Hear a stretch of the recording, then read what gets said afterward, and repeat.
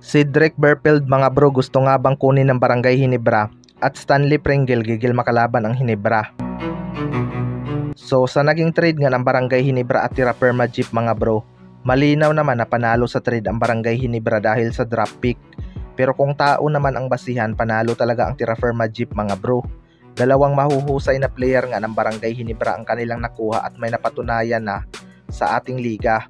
Kung titingnan natin ang lineup ng Jeep mga bro, malaki talaga ang potential nilang makapalag ngayong season kung magiging healthy lang ang kanilang mga key player.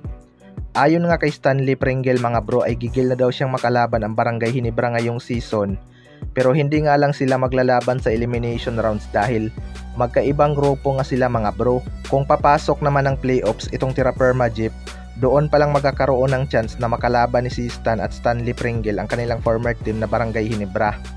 Malaki nga ang expectation ng mga fans na kayang makasabay ng Tira Perma Jeep ngayong season dahil sa presence ng kanilang mga bagong player na sina si Stan at Stanley Pringle. MVP caliber nga itong si Stan at expected na duduminahin ito ang painted area. Malaya na nga itong si Stan na laruin ang kanyang dating laro mga bro. Napakahirap nga nitong pigilan kapag nakabuelo sa ilalim. Si Pringle naman ay siguradong malaki pa rin ang magiging impact nito kahit may edad na.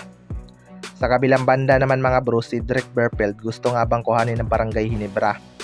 Ito nga si Cedric Berfield ang isa sa mga masasabi kong veteranong rookie ngayong season mga bro. Although halos lahat naman ng rookie ngayon ay nakapaglaro na sa ibang professional league, pero iba pa rin ang experience na mayroon itong si Cedric Berfield. Pero ngayon pa lang alam naman na natin na hindi ito magtatagal sa Blackwater Bossing. Mataas na talaga ang 2 taon na magstay ito sa Blackwater Bossing. Ayon nga kay Cedric Berfield mga bro ay Barangay Ginebra daw talaga ang kanyang dream team sa ating liga. Pero dahil nga Blackwater Bossing ang nakadraft sa kanya, suntok na daw talaga sa buwan na makapaglaro siya dito. Pero ayon nga sa source mga bro ay tinitingnan nga daw ng Ginebra management ang possible na pagkuha kay Cedric Berfield sa Blackwater Bossing. Wala naman talagang imposible pagdating sa SMC Group mga bro dahil kaya naman nilang magpasahod ng malaki.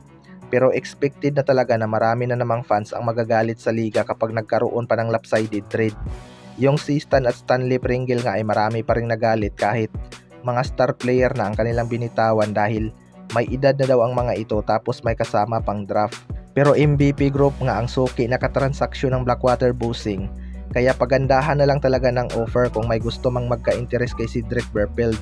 Kaya abangan na lang natin kung maganda ang maipakita nito para mapitas agad. Kayo mga bro, ano masasabi nyo tungkol dito?